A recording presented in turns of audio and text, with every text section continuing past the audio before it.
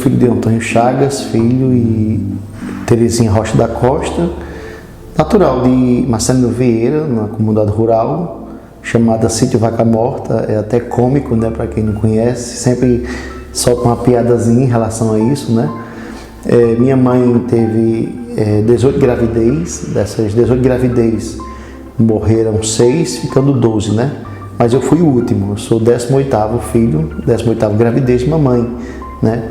Ela, quando ficou grávida de mim, tinha 45 anos, né? A recordação é como mamãe conseguia.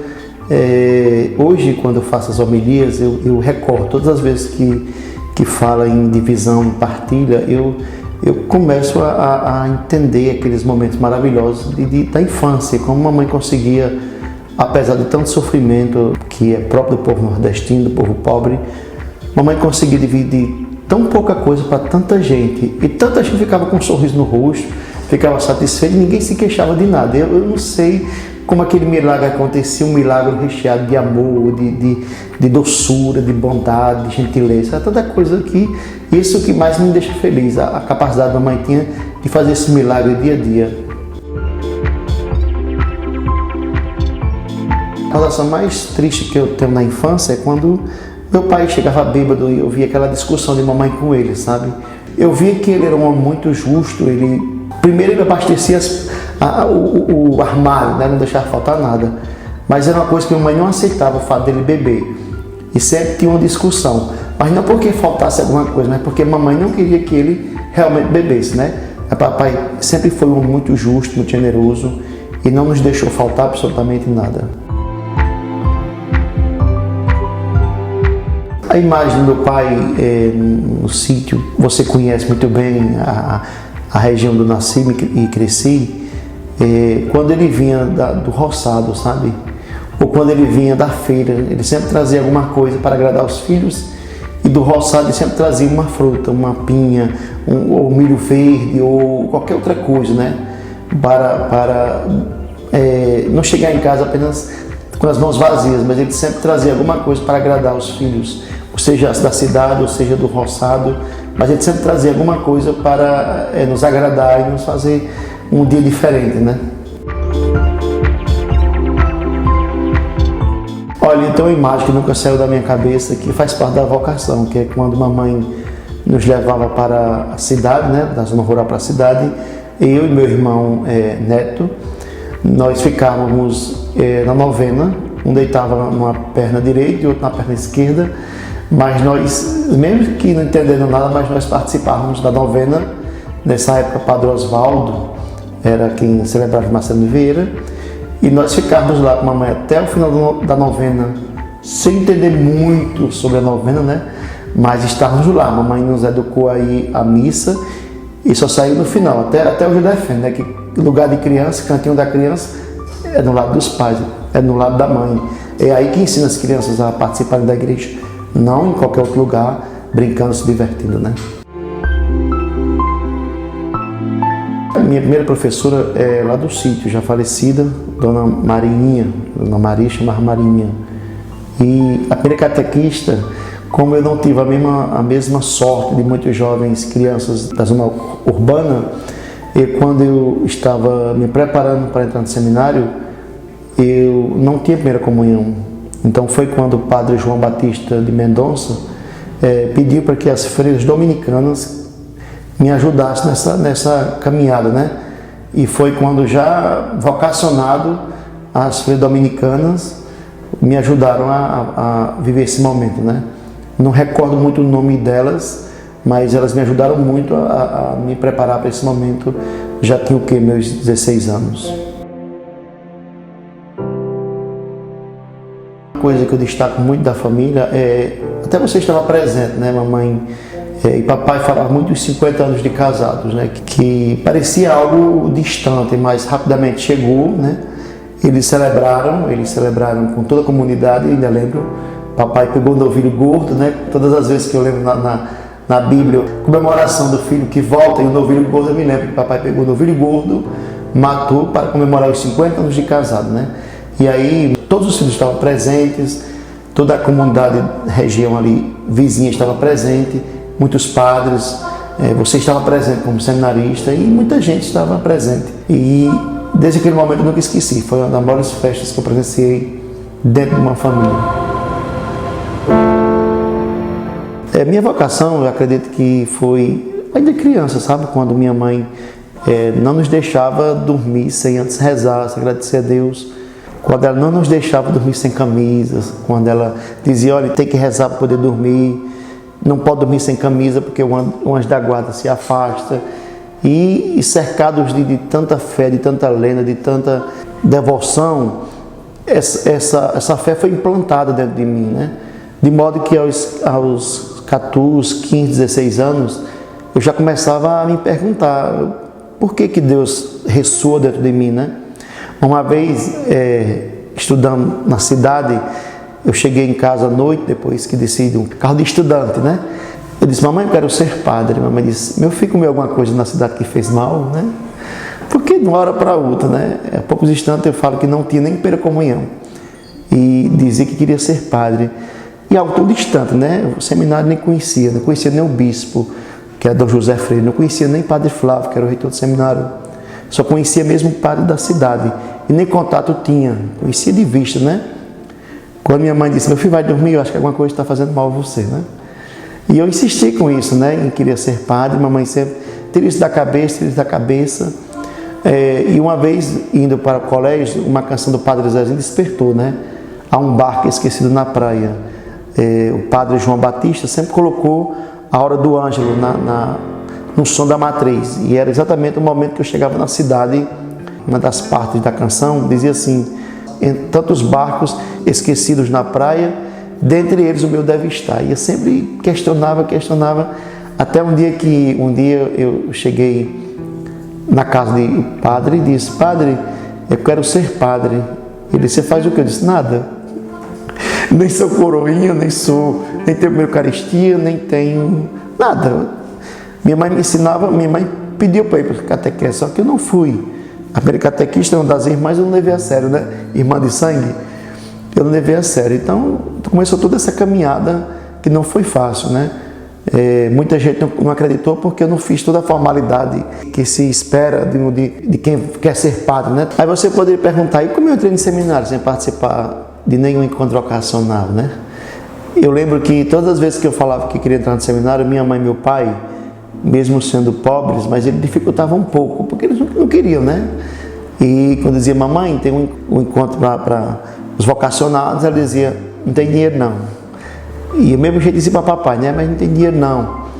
E eu falava para o padre também dificultava um pouquinho, mas no final eu não ia, né? E eu tive contato com o Padre Flávio e eu confessei a ele, né? Liguei para ele e disse, olha, eu fico triste porque eu queria entrar no seminário, mas eu perdi os 3 encontros de discernimento e quem sabe um dia eu não entro. Aí o Padre Flávio disse, vai fazer o que segunda-feira? Eu disse, nada, para a roça, trabalho. Ele disse, pega suas malas e venha, né? E eu fui para o seminário. E deu certo, né? A primeira semana eu fiquei um pouco triste, com saudade do meu pai e de minha mãe, que é uma das cenas que eu mais guardo hoje, foi quando eu saí de casa, né? Quando alguma despedida quer mexer com o meu interior, com as minhas emoções, eu me lembro dessa cena, sabe?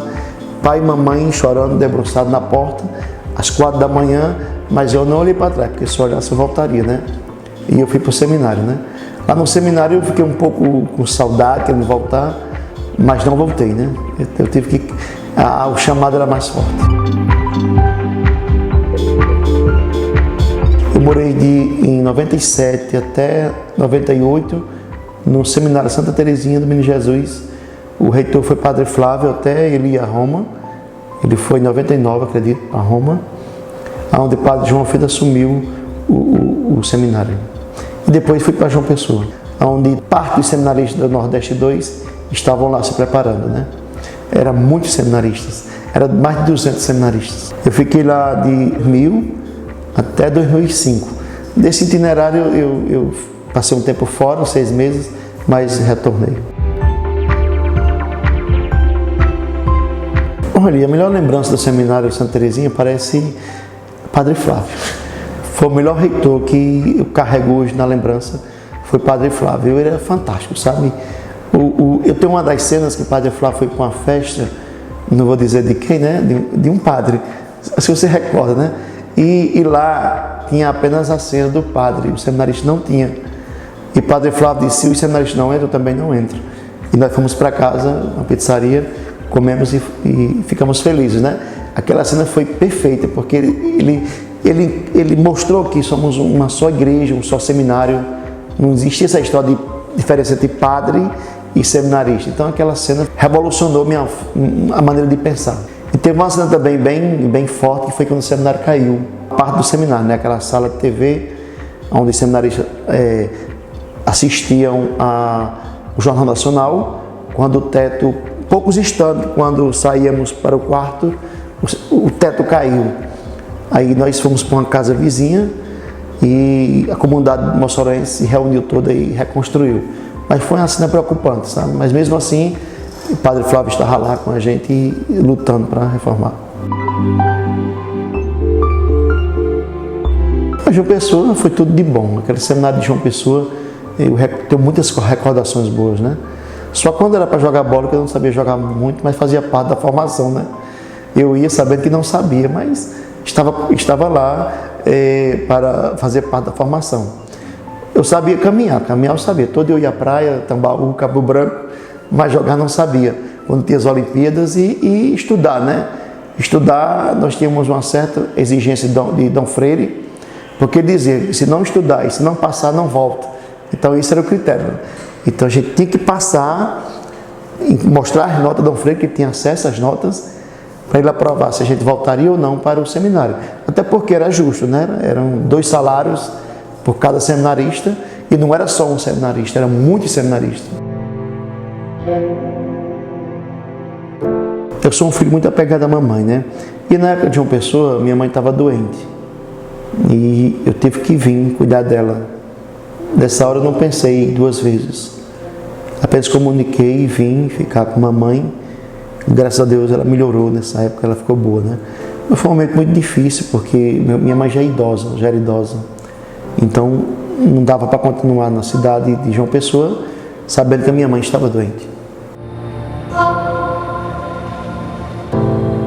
Ao voltar de João Pessoa, eu fiquei estagiando no seminário.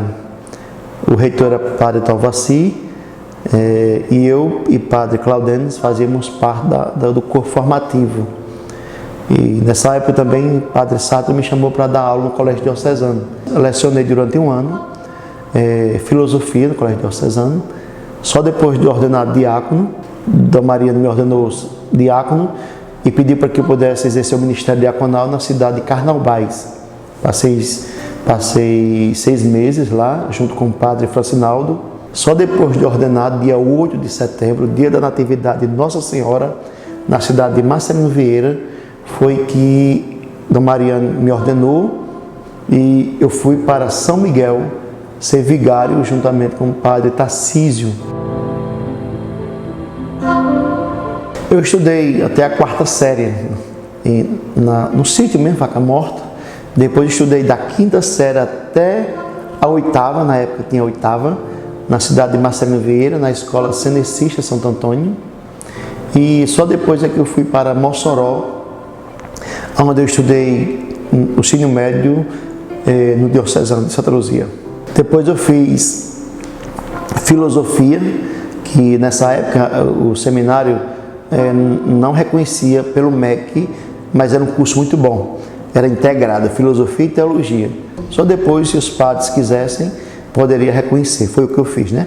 Reconheci filosofia pela FAFIC de Cajazeiras e reconheci teologia pelo INTA de Sobral. Aí depois, como padre, claro, né, exerci meu ministério na cidade de Encanto durante 4 anos. E já perto de sair do Encanto, quando abri uma faculdade em Pau dos Ferros, onde tem, né, o curso de Direito, que é a FACEP, e eu pedi a Dom Mariano e a Padre Flávio a possibilidade de cursar Direito. De princípio, eles ficaram um pouco meio que espantados, querendo saber o porquê. E eu dizia: não, só porque eu quero aprofundar um pouco mais o conhecimento. de modo que realmente eu fiz o curso de Direito. Atualmente, hoje eu faço mestrado em Ciências Sociais e Humanas pela UERN, porque eu gosto de humanidade, eu tento entender a minha humanidade e busco entender também a humanidade de outros, tento entender a relação social de um ser para outro, porque como padre acredito que temos que conhecer um pouco de si e um pouco do outro até para facilitar o relacionamento. Eu passei 6 meses como diácono em Carnaubais, depois 6 meses em São Miguel como vigário. Só depois, em 2008, foi que eu assumi Encanto. O Encanto ainda era uma cidade que dependia de Dr. Severiano e de Pau dos Ferros, né? Tudo que eu precisava, necessitava em Pau dos Ferros, necessitava em São Miguel, né? Uma certidão. Foi quando eu disse a Dom Mariano que, se fosse possível, tornasse aquela cidade uma paróquia. E ele disse, mas isso é possível? Eu disse, é. E uma das coisas que a comunidade fez, claro que na hora de analisar, disse assim, mas foi o povo que fez. A gente sabe que foi o povo que fez, né? Mas se não tiver quem à frente dê um grito e o povo vá atrás, não faz, né? Porque há muito tempo existiu o Encanto. Há muito tempo, não é de agora, né? E nunca, talvez, alguém tenha despertado para isso. E Dom Mariano um dia, meio que um gatilho, né? Disse assim, por que você não aumenta essa igreja? E eu disse, será, Dom Mariano? Ele disse, sim, por que você não aumenta essa igreja? E foi quando eu, junto com o povo, tive a coragem de aumentar a igreja, né? E a igreja, talvez, nessa época, tivesse uma distância de 18 metros, hoje tem quase 40. E foi um momento difícil, um desafio, porque muita gente chegava para ajudar, mas muita gente chegava para dizer assim, derrubou, mas não faz mais, né? E tinha um altar de mais de 105 anos, que graças a Deus o povo entendeu que não era maldade, não era um crime patrimonial, não era um crime histórico, mas era uma necessidade. Até Dom Mariano dizia, é necessário porque para entrar alguém na festa é preciso que o outro saia, porque não cabia o povo. Então, se você chegasse e tivesse cheia a igreja, ia para casa. Então, não foi por pura maldade ou um crime cultural, foi por necessidade. Então, foi uma das reformas mais desafiadoras da minha vida, foi aquela de Encanto, junto com o povo. Porque enquanto tinha gente que motivava, tinha outras pessoas que diziam assim, não faz mais nunca, né? Mas eu acreditei que era possível e foi possível. Depois vieram outros padres, reconstruíram, fizeram reforma, mas a estrutura maior já estava em pé. E depois do Encanto, Dom Mariano pediu para que eu viesse para Itaú. Itaú eu cheguei em 2012. Eu estava fazendo direito em Pau dos Ferros quando o bispo me transferiu para Itaú. E eu continuei esse curso. Era 40 quilômetros para ir, 40 para vir, né? 80 quilômetros todos os dias, mas eu não deixei jamais a paróquia ficar a desejar, né? E eu concluí esse curso e comecei um salão paroquial lá em Itaú, comecei algumas capelas, algumas tiveram a sua conclusão, outras ainda estão por fazer, que eu acredito que os padres com certeza vão terminar junto com o povo, mas foi um desafio, sabe? Eu não sei ficar quieto quando eu vejo que falta alguma coisa na comunidade e quando eu vejo que é possível fazer, basta fazer o povo acreditar que é possível. Porque quando você acredita e faz o povo acreditar, a coisa acontece. Mas se você está na frente, você não motiva, nada acontece. Então, eu gosto muito de motivar as pessoas para que elas acreditem que é possível. Então, no Itaú, o que eu pude fazer entre Severiano Melo, Itaú e Rodolfo Fernando, eu fiz junto com o povo. Foi uma passagem muito bela, aquela por Itaú, Severiano e Rodolfo, como Santo Antônio, Boa Vista, Malhada Vermelha, comunidades muito boas que sinto saudade. Eu estava bem satisfeito no Itaú quando o bispo mostrou a necessidade que eu tinha de vir para Apodi, né? Eu ainda resisti, né? Mas a gente tem o voto de obediência e eu vim para Apodi em 2017. Não foi tão fácil, sabe? Porque Apodi tem algo de especial, Apodi é uma comunidade boa, comunidade que passaram muitos padres com mentalidades diferentes, e que se você fala com cada pessoa tem um pouco de um padre, tem um pouco de outro padre. Então, quem vem depois tem que saber se comunicar, se relacionar com essas mentalidades fixas que cada pessoa traz, né? A minha mentalidade é essa, que uma igreja deve levar aquilo que ela tem de maior valor, que é Jesus Cristo, né? E não é difícil você encontrar alguém que veja a igreja como uma associação, como uma instituição que deve apenas olhar para o pobre. Claro que é necessário, o pobre deve estar no centro, né? Mas se você quer ajudar o pobre e você não ajuda a igreja, como tira se não tem, né? Para tirar é preciso ter. Então, tem muita gente às vezes que não ajuda, às vezes não é dizimista, não ajuda em nada, mas cobra, né? E eu achei isso estranho. Mas como você cobra se você nem a missa vai, nem dizimista é? O discurso é fácil, né? Mas na prática é preciso você ser igreja, é preciso você... No início eu vi isso em Ampudi, né? Não melhorou muito, né? Mas no início eu percebia que tinha muita gente que tinha mentalidade mais de sociativista do que mesmo uma igreja que coloca o evangelho no centro. Então você vai ajudar as pessoas, vai dar comer às pessoas, porque você leu, aprendeu e viu que no evangelho Jesus disse, olha, quando passar por esse mundo eu vou perguntar, e aí? Estava com fome, me deste de comer, estava com sede, me deste de beber. Porém, essa experiência passa por Jesus Cristo, porque senão fica apenas um ato social vazio. É tanto que tem cidades que por aí, que os padres ajudaram financeiramente, e hoje eles não são católicos, não vão nem à igreja, não sabem nem onde é, nem quem é o padre da cidade. Ampudi tem uma questão muito especial, que é não usar o termo copadroeiro, viu? E eu já trabalhei em cidade como o Dr. Severiano, por exemplo, que tem uma festa muito bonita lá. E existe esse termo, copadroeiro. Lá é Nossa Santa Luzia e Nossa Senhora do Carmo. Mas aqui eu nunca escutei esse termo copadroeiro, ou seja, os dois estão no mesmo nível, com a mesma devoção, com o mesmo respeito, o mesmo amor. São João e Nossa Senhora da Conceição têm a mesma admiração do povo, né? Não dá para distinguir qual é uma festa maior ou menor. Depende do padre, depende das pessoas, como vai preparar a festa, né? Qual é a festa maior? Depende do padre e depende das pessoas.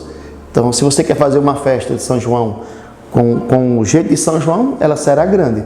Se faz uma festa de Nossa Senhora com o jeito de Nossa Senhora, também será grande. E o povo acompanha, o povo está lá, e o povo ajuda. Então, não tem como saber qual é a maior festa. E uma das coisas que eu tenho muito cuidado é respeitar a cultura de cada cidade, sabe? Eu não posso chegar aqui e dizer assim, eu quero a festa do meu jeito. Eu concordo com isso, eu discordo com isso, eu coloco isso, eu tiro isso. Isso é um desrespeito cultural, né? Isso é um crime cultural. Quando a gente chega, a gente tem que olhar, perguntar o que tinha antes, né? O que as pessoas faziam antes, o que o povo celebra antes de você chegar. Porque eu saio e a cidade continua, a festa continua, a paróquia continua. E eu fiz muito isso na zona rural, por exemplo. Eu pergunto, como era a festa? Qual a festa que vocês gostariam que voltasse? E as pessoas dizem qual é. E eu sempre escuto o povo para que a festa saia do jeito que as pessoas querem. E não do jeito que o padre concorda, porque cada cabeça é uma sentença. Se eu penso de um jeito, se outro padre vem e faz de um jeito, o povo fica apenas como meros ouvintes, não estão participando, né, ativamente. Então, por exemplo, agora a festa de Nossa Senhora da Conceição foi perfeita. Tinha mais de 150 pessoas envolvidas só nas equipes. Cada um deu a sua opinião. E eu respeito a opinião de cada pessoa, porque é isso que faz a história. O povo de Ampudi tem um mistério que é próprio deles. Se nós soubermos despertar esse mistério, a coisa acontece. O povo é capaz de surpreender cada ano, né? Porque foi a maior procissão. Eu escutei muito esse ano de senhoras de 70 anos, de 80 anos, dizer assim, foi a maior festa. E é a capacidade que o povo tem de surpreender, né? A fé está guardada, a fé foi implantada no coração desse povo. Mas como fazer com que esse povo desperte essa fé que foi implantada de diversos padres que aqui passaram, e com pregações, com testemunhos, e possa tirar do povo essa fé, sabe? Porque a fé precisa ser alimentada. E a fé se alimenta através da palavra, através da Eucaristia, através da missa, através de um gesto concreto de caridade, não só dizer que tenho fé. Né? O próprio Tiago diz, né? A fé sem obra é morta. Então, esse mistério que o povo de Apodi tem é capaz de surpreender qualquer padre, qualquer povo, qualquer outro povo que de fora venha dizer assim: o povo de Apodi tem essa fé toda? Tem. Basta que a gente seja capaz de entrar no coração desse povo e dizer assim: olha, Deus precisa de vocês. Na pandemia eu tive uma experiência, não somente eu, mas o padre Talvaci, véspera da festa de São José, teve o decreto que fechou todas as igrejas. E eu disse que não ia celebrar. E Padre Talvaci, já é desse mundo da tecnologia, me convenceu a ir, né? Ele disse: olha, você veja como se tivesse a igreja cheia, como se o povo todo estivesse lá, coisa bem real, bem verdadeira. Ele me motivou e nós dois estávamos lá celebrando a festa de São José, sem ninguém no banco, a não ser o rapaz que estava com o celular, né? Foi uma experiência sem o povo, mas foi uma experiência com o povo. Como? Parece paradoxo, né? Mas a gente não se sentia só. Estava um celular de frente a nós, mas a gente não se sentia só. A energia que o povo passava em casa foi maior do que o vazio que ali estava pairando naquele momento, né? De modo que essa experiência perpetuou toda a pandemia, né? E tirou, pelo menos do meu coração, tirou um pouco da vaidade, porque às vezes a gente quer celebrar uma missa com a igreja cheia, e uma vez tinha 10 pessoas na missa. Eu disse: olha, é muita gente para quem já celebrou com os bancos vazios, né? Eu cheguei aqui em Apodi, vendo a extensão da paróquia, eu dizia assim: como é difícil essa demanda, né, na paróquia, muito grande, muitos sítios, né? Quando a gente conta comunidade, geralmente conta as que tem capelas, mas não conta as que não tem capelas, assentamentos, os pequenos sítios. E Padre Talvaci, estando em Roma, estudando, e já vindo, e eu percebi que não tinha nenhuma paróquia já destinada a ele. E até mesmo antes, nas férias, eu digo: vem passar as férias aqui. E ele gostou de Apodi. Eu digo: pois vamos articular para que você venha aqui ser o primeiro padre a auxiliar o outro. Falando com a Maria disse: mas Padre Talvaci não vai querer vir para cá? Ele está em Roma estudando, se preparando, ele vai querer ir para Mossoró?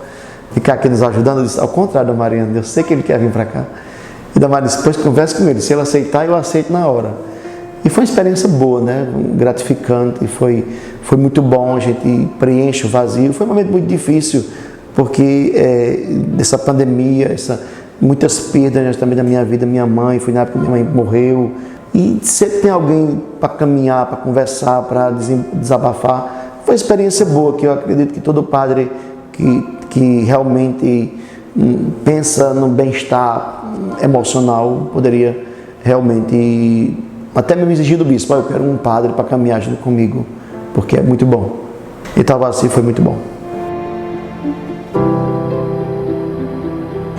O ano de 2021 foi muito cheio de medo ainda, né? Eu desejar a todo mundo que enche o coração de esperança, de muita fé, de muita paz. Acredite, né?